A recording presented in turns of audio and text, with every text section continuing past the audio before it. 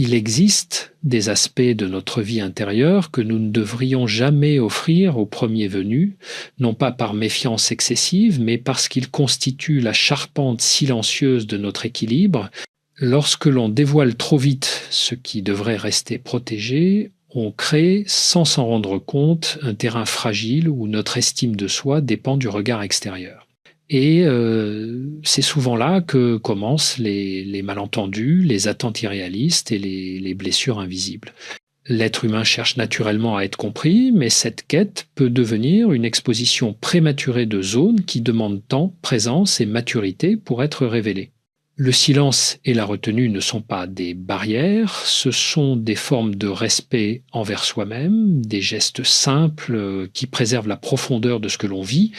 L'une des premières choses qu'il vaut mieux garder pour soi, ce sont les blessures émotionnelles que l'on n'a pas encore digérées.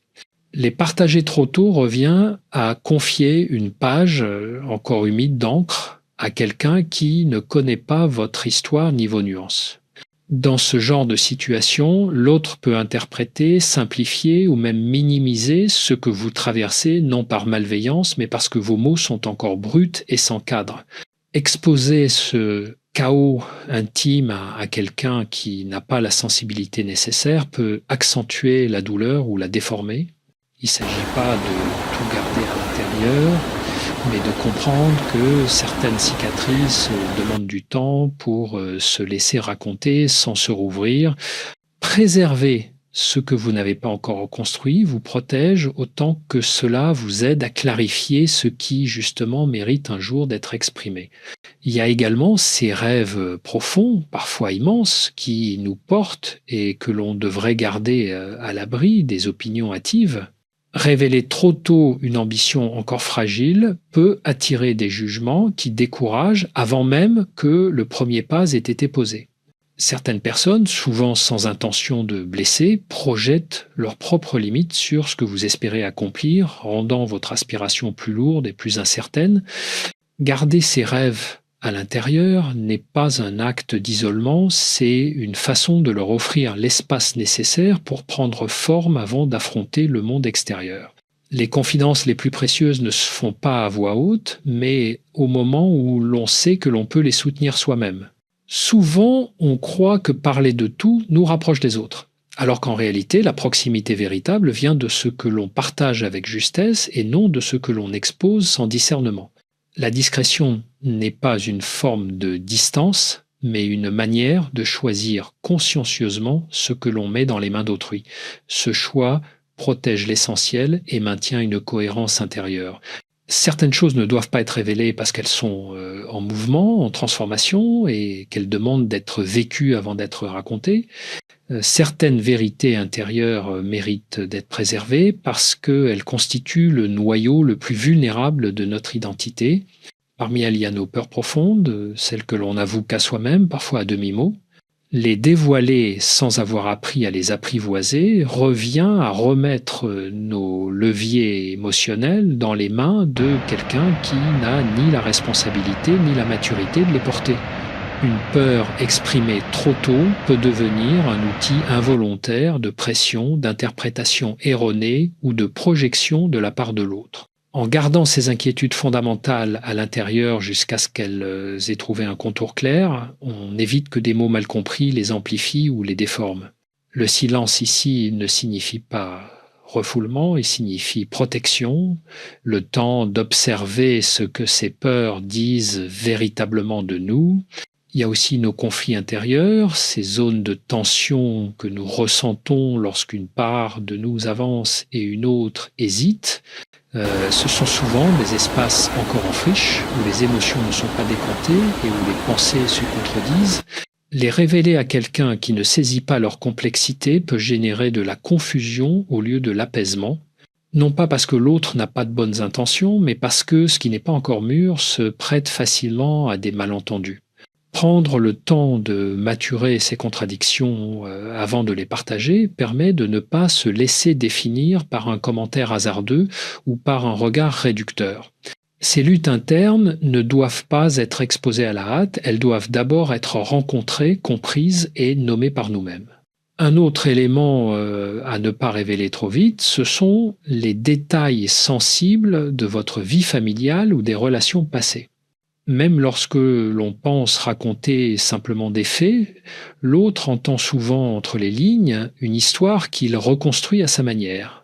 Ces récits, lorsqu'ils sont livrés sans recul, peuvent influencer la perception que les autres ont de vous ou de votre entourage, créant des jugements rapides ou des analyses incomplètes. Le risque, c'est de vous retrouver prisonnier d'une image figée alors que vous-même êtes encore en train de comprendre ce que ces expériences signifient réellement.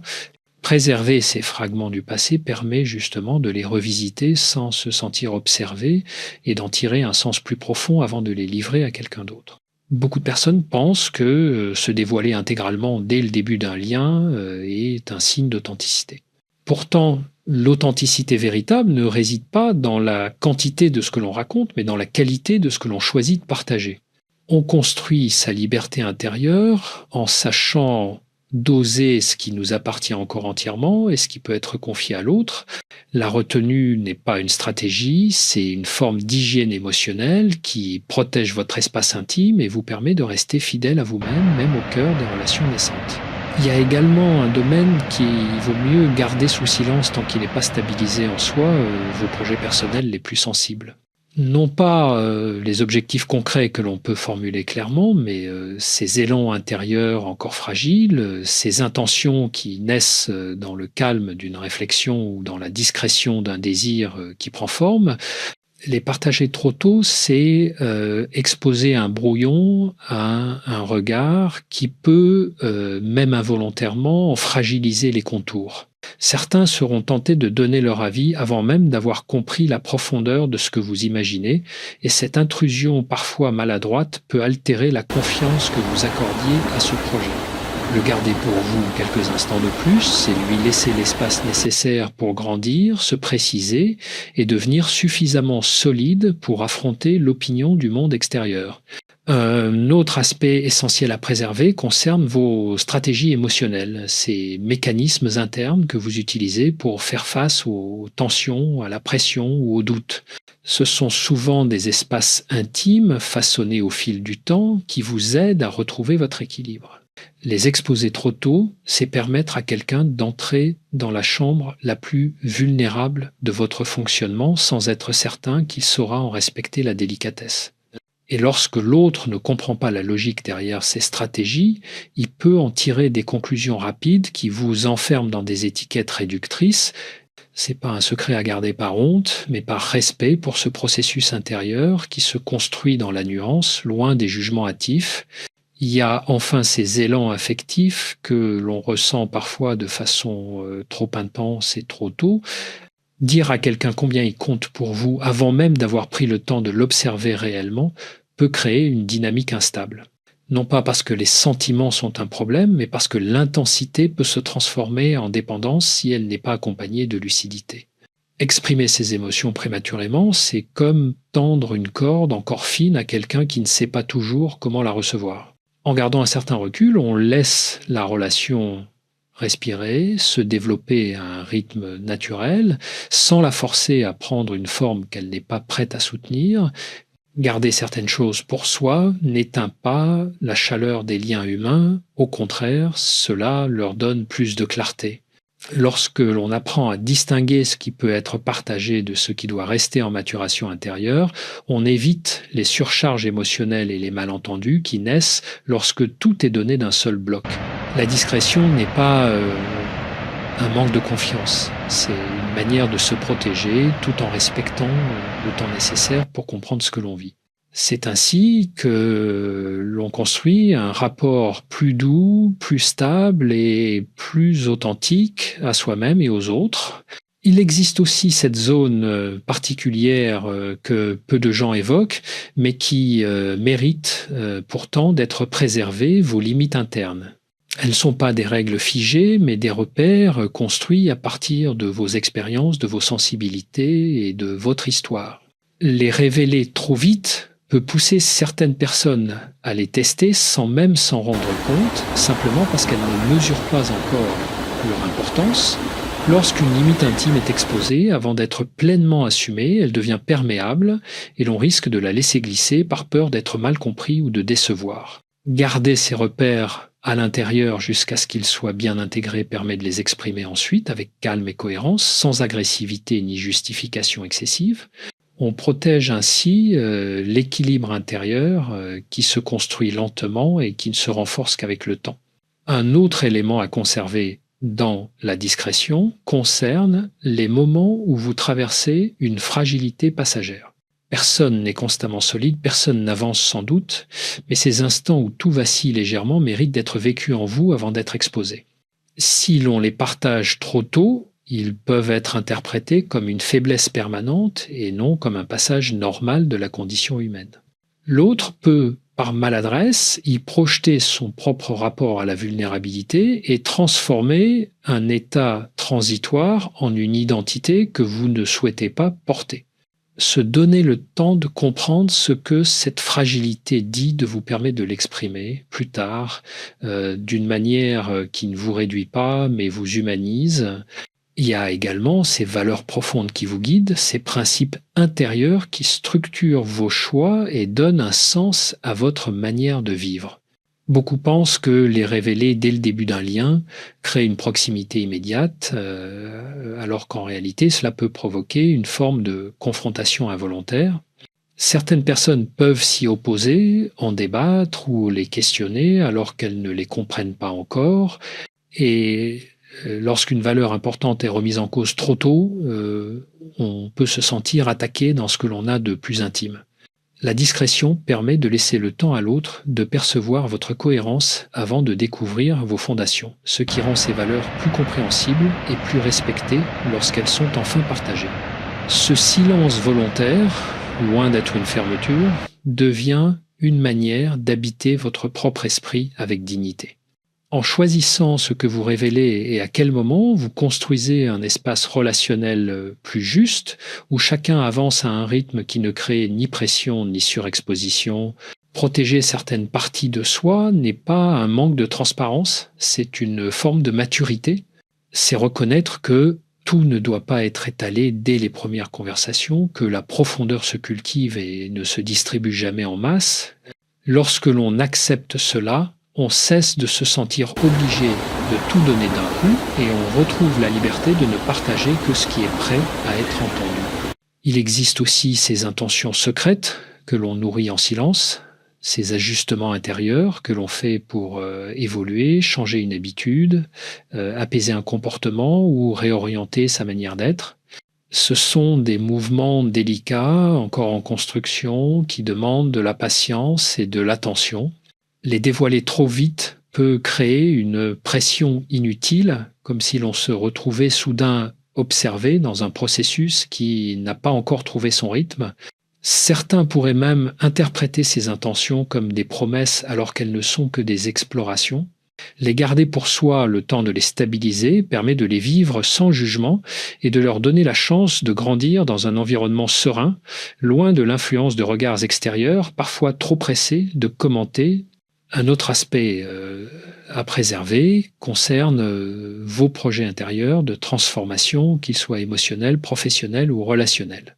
Lorsqu'on partage trop tôt une décision encore fragile, on s'expose à des réactions qui peuvent dévier notre trajectoire, non parce que l'autre le souhaite, mais parce que les avis extérieurs arrivent souvent avant même que notre propre conviction soit solidifiée. Ce décalage peut créer du doute ou réduire l'élan naturel qui vous amenait à changer. La discrétion vous offre l'occasion de tester cette nouvelle direction en vous, de sentir si elle vous ressemble vraiment, avant d'y associer les opinions d'autrui. C'est ainsi que l'on évite de se laisser détourner par des projections ou des peurs qui ne nous appartiennent pas. Il y a enfin ces questionnements existentiels que chacun porte à un moment de sa vie. Ils touchent à des zones profondes, parfois philosophiques, parfois spirituelles, parfois simplement humaines. Ces interrogations ne cherchent pas toujours une réponse immédiate, elles demandent à être vécues, observées, intégrées. Les révéler trop tôt, c'est risquer d'obtenir des explications rapides qui ne respectent pas la densité de ce que l'on traverse. L'autre peut, sans le vouloir, réduire à quelques mots une réflexion qui vous accompagne depuis longtemps. En gardant ces questionnements à l'intérieur, jusqu'à ce qu'ils trouvent leur propre lumière, on leur offre un espace sacré, un lieu où ils peuvent se déployer sans être interrompus ou simplifiés. Ce choix de préserver certaines zones de soi n'est pas un refus du lien, mais une manière d'honorer la complexité de la vie intérieure. Chaque être humain a droit à cet espace intime où les idées mûrissent, où les émotions se clarifient et où les décisions prennent racine. Lorsque l'on accepte que tout ne doit pas être partagé, on cesse de chercher une validation immédiate et on retrouve un rapport plus tranquille à soi-même. Ce silence n'est pas un mur entre vous et les autres, mais une respiration nécessaire qui vous permet d'exister pleinement avant d'être compris. Il existe aussi ces souvenirs très personnels que l'on garde dans les replis de la mémoire, non pas parce qu'ils sont lourds ou douloureux, mais parce qu'ils représentent des points d'ancrage qui façonnent notre manière de regarder le monde. Ce sont des instants qui nous ont marqués d'une façon si subtile que les raconter les rendrait presque moins vrais, comme si les exposer les dépouillait de leur sens profond. Les partager trop tôt peut provoquer une interprétation trop rationnelle de la part de l'autre, qui essaiera peu être de comprendre ce que vous ressentez sans pouvoir en saisir la nuance. En préservant ces moments, vous respectez la part de vous qui s'est construite à travers eux et vous évitez de les réduire à une anecdote parmi d'autres. Un autre élément important à protéger concerne vos intentions silencieuses envers certaines personnes. Il arrive parfois que l'on admire quelqu'un, que l'on se sente inspiré ou ému par une présence, sans pour autant vouloir que cela devienne un sujet de conversation. Ces impressions discrètes racontent beaucoup sur votre sensibilité et les dévoiler peut vous exposer à des malentendus ou à des attentes que vous n'êtes pas prêt à assumer. Lorsque l'on exprime trop tôt ce qui nous touche, l'autre peut se sentir obligé de réagir, de commenter ou même de juger ce qui en réalité n'avait pas besoin d'être analysé. Garder ces impressions pour soi permet de les vivre avec douceur, sans leur imposer un cadre qui pourrait les étouffer. Il y a également ces conflits intérieurs que l'on porte sans toujours savoir comment les exprimer. Ce sont parfois des contradictions entre ce que l'on désire et ce que l'on craint, entre ce que l'on est et ce que l'on voudrait devenir. Les révéler avant d'avoir trouvé les mots justes peut créer une confusion qui n'aide ni vous ni la personne qui vous écoute. Non pas parce que vos pensées sont trop complexes, mais parce qu'elles demandent un temps de maturation pour ne pas être réduites à des interprétations superficielles. En gardant ces contradictions dans un espace intérieur, on leur permet de s'organiser sans pression et de se transformer en quelque chose de plus clair avant d'être partagé. Préserver ces zones silencieuses en soi n'est pas un acte de distance, c'est une manière de reconnaître que certaines parties de l'existence demandent un espace privé pour se structurer.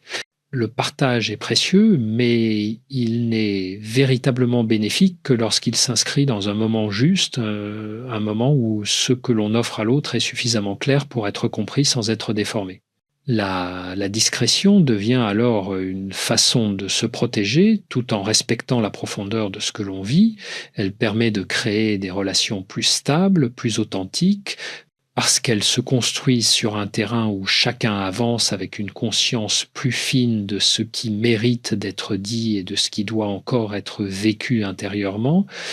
Il existe aussi ces petites victoires intérieures que l'on préfère garder discrètes, non pas parce qu'elles manquent d'importance, mais parce qu'elles appartiennent encore à une phase de construction. Ce sont ces instants où vous sentez que quelque chose en vous s'aligne enfin, que vous avancez dans une direction qui vous ressemble davantage. Les partager trop vite pourrait attirer des réactions qui brisent cette délicate progression, car tout ce qui n'est pas encore solidement ancré peut vaciller sous un commentaire mal ajusté.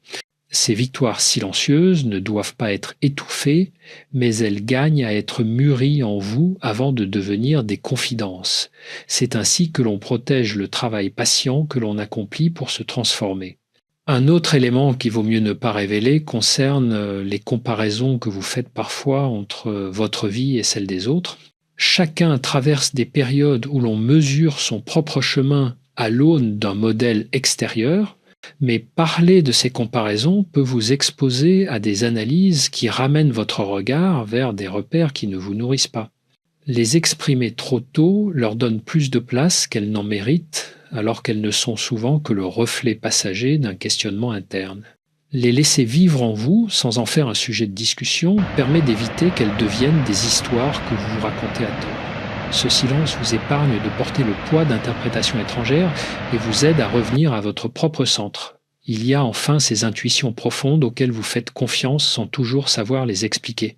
Ce sont des ressentis subtils, des impressions qui émergent dans un geste, une parole, une présence.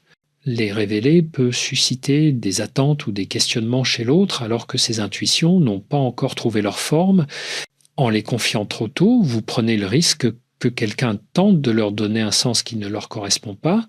Les garder pour soi le temps de comprendre de quoi elles sont le signe permet de leur offrir la place qu'elles méritent, sans qu'elles soient interrompues par des projections extérieures. Les intuitions ne sont pas des vérités à défendre, ce sont des signaux à écouter. Choisir la discrétion dans ces espaces ne signifie pas que l'on refuse la proximité. Cela signifie simplement que l'on reconnaît que certaines dimensions de notre vie intérieure demandent un silence protecteur pour se développer. Ce silence n'est pas une absence, mais une forme de présence envers soi-même.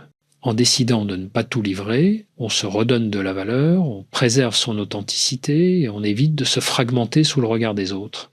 Cette manière d'habiter le monde crée des liens plus justes parce qu'il ne repose pas sur une exposition compulsive, mais sur une compréhension progressive de ce que l'on est vraiment prêt à offrir.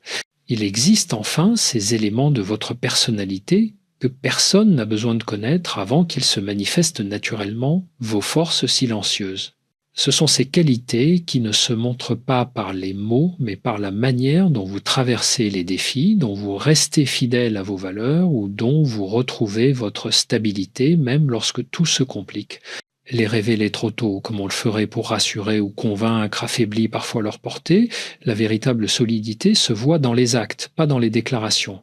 En gardant ces ressources intérieures à l'abri des regards, vous leur permettez d'apparaître au moment où elles sont utiles comme une réponse naturelle aux circonstances et non comme une présentation que l'on cherche à justifier. Un autre aspect essentiel à préserver concerne vos intentions profondes pour l'avenir.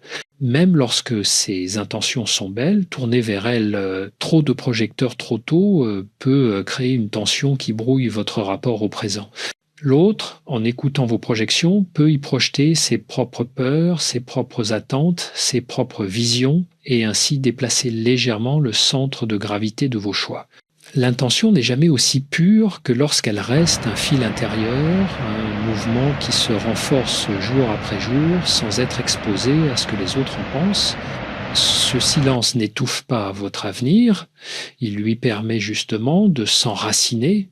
Il y a aussi ces observations subtiles que vous faites sur vous-même au fil du temps, des prises de conscience lentes, des compréhensions qui émergent dans la simplicité d'un geste, d'un regard ou d'une façon de réagir. Ces moments sont précieux et n'ont pas besoin d'être transformés en récits immédiats. Les partager trop vite peut leur retirer leur profondeur car l'autre pourrait vouloir y mettre une logique ou une conclusion que vous n'avez pas encore trouvée. En les gardant dans un espace intime, vous leur permettez de s'installer, de se relier à d'autres éléments de votre vie intérieure et de devenir des repères solides qui guideront vos choix bien plus tard. Tout cela nous rappelle que la discrétion n'est pas une barrière, mais un soin que l'on accorde à son propre monde intérieur. Ce que l'on choisit de ne pas révéler tout de suite n'est pas un secret, c'est un acte d'écoute envers soi-même, une manière de laisser les choses se développer avec justesse. L'être humain n'a pas besoin de tout montrer pour être authentique. Il a besoin de savoir ce qui doit être offert et ce qui doit être protégé. En respectant ce rythme, on construit des liens plus sains, on évite la dispersion et l'on nourrit une stabilité qui ne dépend pas du regard extérieur. La profondeur d'une personne ne se mesure pas à la quantité de ce qu'elle raconte, mais à la manière dont elle préserve ce qui compte vraiment.